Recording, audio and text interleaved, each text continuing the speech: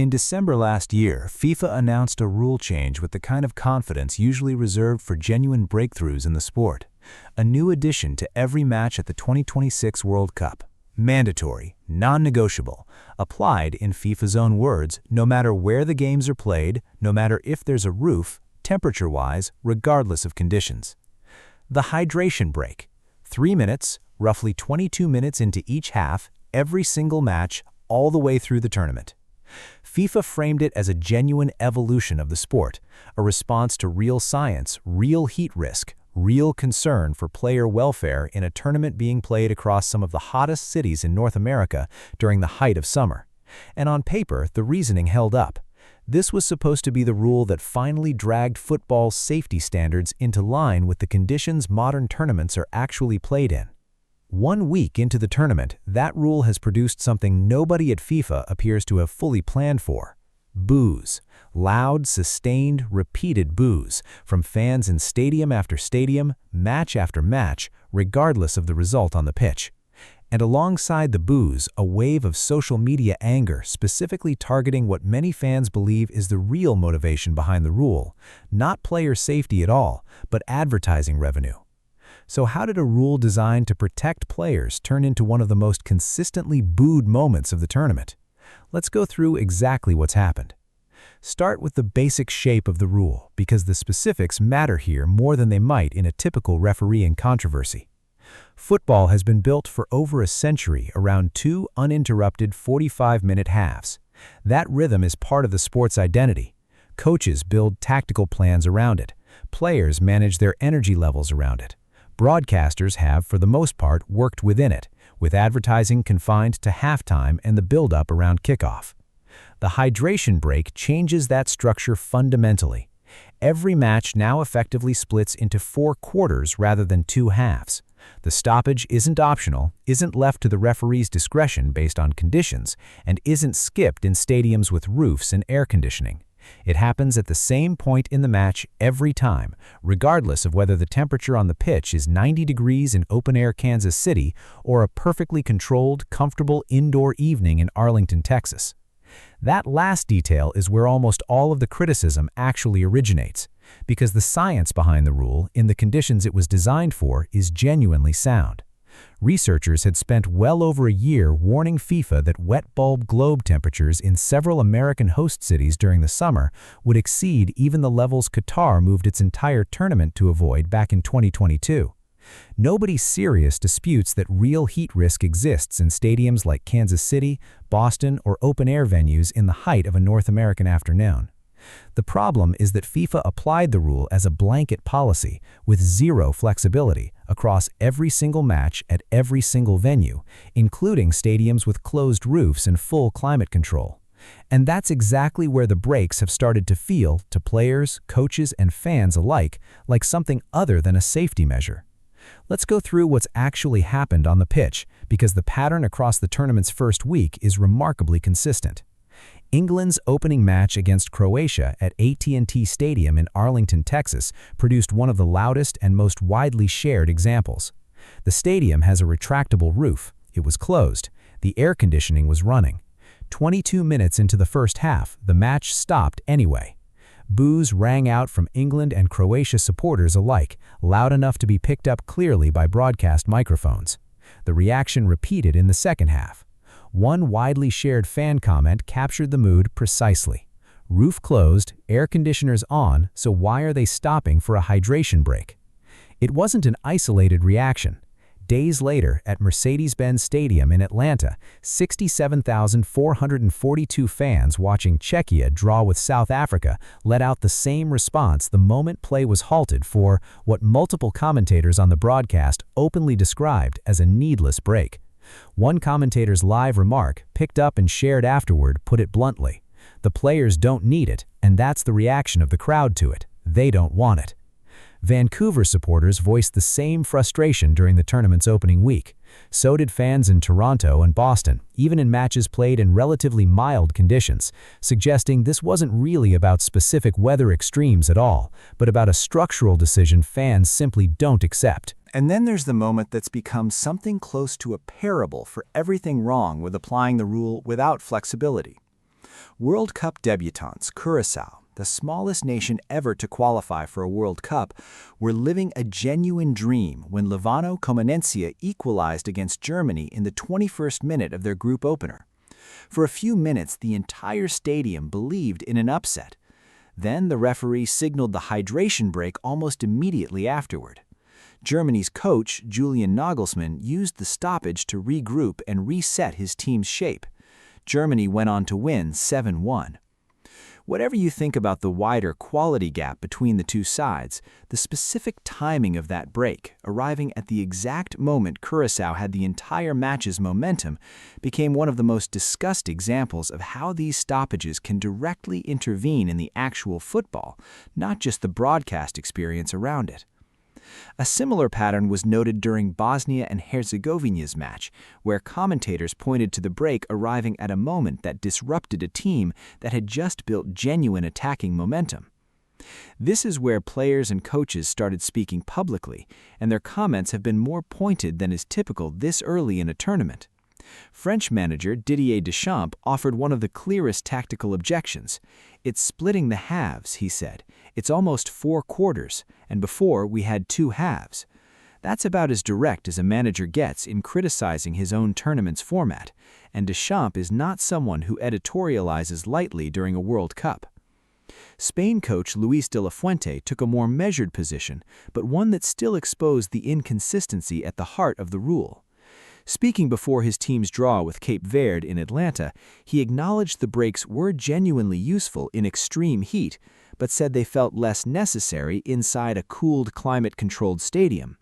That's a coach essentially agreeing with FIFA's underlying safety logic, while pointing out that the application of the rule doesn't actually follow that logic consistently. But it was Netherlands captain Virgil van Dijk who said out loud what a huge number of fans had already concluded for themselves. Speaking after his team's draw with Japan, Van Dijk noted he'd been watching almost every match of the tournament up to that point, and that every single time the broadcast cut to commercials during a hydration break, it reinforced his suspicion about what the breaks were really for. He didn't dismiss the safety argument entirely, but he made clear the commercial angle wasn't some conspiracy theory invented by angry fans online. It was something visible, repeatedly, to anyone watching the broadcasts closely. That suspicion isn't speculation, it's confirmed FIFA policy. Reporting from earlier this year established that FIFA explicitly agreed to allow broadcasters to air commercials during the hydration breaks, with a FIFA spokesperson directly confirming the arrangement. The scheduling itself, fixed at the 22-minute mark of each half, regardless of weather, creates exactly the kind of predictable, reliable advertising inventory that broadcasters have wanted from soccer for years and never had, because the sport's uninterrupted format simply didn't allow for it. Commentators have pointed out that the tournament has effectively imported the structural rhythm of American sports, like the NFL, where games are built from the ground up around predictable pauses that double as ad slots. One often cited comparison, the average NFL broadcast contains around 20 commercial breaks and over 100 individual ads, with roughly a third of total broadcast time devoted to advertising. Football, historically, has never worked that way, and the hydration breaks are the most visible sign yet of that changing. The viewer experience problems this has created go beyond simple frustration at the pacing. During the very first match of the tournament, Mexico's opener against South Africa, viewers in the United States watching on the Fox broadcast were frustrated to find the network had cut away to full-screen commercials during the second-half hydration break and missed live match action as a result. That's not a hypothetical inconvenience. That's the broadcaster prioritizing the advertising inventory over showing fans the actual football they tuned in to watch in the opening match of the entire tournament. There have been smaller, stranger moments too, the kind that capture just how unfamiliar this new rhythm still feels to everyone involved. During Switzerland's match against Qatar, players were filmed standing around somewhat awkwardly during their break, unsure exactly what to do with themselves while stadium music blasted around them, the normal flow of a match suspended in a way nobody on the pitch has fully adjusted to yet. Social media users have leaned into the absurdity of it all, producing AI-generated videos imagining different national teams using the breaks according to cultural stereotypes, including widely shared clips imagining England's players stopping for a cup of tea mid-match. It's worth being fair to the other side of this argument too, because the breaks do have genuine defenders, and their reasoning isn't unreasonable. Temperatures reached 90 degrees during Belgium's draw with Egypt in Seattle, a fixture where players and coaches on both sides have acknowledged the stoppage provided a legitimately useful moment to cool down and rehydrate during a genuinely demanding match. Boston and Kansas City, two of the hottest and most exposed open-air venues in the tournament, have produced similar acknowledgments from players that the breaks serve a real purpose in those specific conditions. Nobody serious is arguing player safety in extreme heat doesn't matter, and several medical and sports science voices covering the tournament have pointed out that heat-related illness is a real and unglamorous risk that doesn't always announce itself dramatically until it's a genuine medical emergency. The argument isn't really safety versus no safety, it's blanket policy versus contextual judgment. Critics aren't saying hydration breaks should never happen. They're saying a fixed, mandatory, identical 3-minute stoppage at the 22-minute mark of every match, indoors or outdoors, 90 degrees or 70, makes the policy look less like careful risk management and more like a commercial framework wearing a safety justification as cover. Here's the bigger picture, and it's one that several outlets covering this tournament have actually landed on with a strange kind of irony. Al Jazeera's coverage of the controversy put it almost as a backhanded compliment to FIFA. The hydration breaks may be one of the only things at this entire World Cup that has genuinely united fans, players, and coaches across every single nation competing. In a tournament that has otherwise been defined by disagreement, division, and dozens of separate controversies pulling in different directions, the hydration break is something almost everyone seems to agree they don't like, for reasons that range from tactical disruption to outright suspicion of FIFA's motives. That's a genuinely strange kind of unity for FIFA to have accidentally created. A rule introduced to protect players from a real, scientifically documented risk has instead become a flashpoint that's pulled the entire football world's attention toward exactly the kind of commercial scrutiny FIFA has spent the build-up to this tournament trying to avoid. So where does this go from here? FIFA, as of right now, has shown no public sign of revising the policy mid-tournament, and given how far in advance it was locked into broadcast contracts and rights deals, a sudden reversal seems unlikely before this World Cup is finished.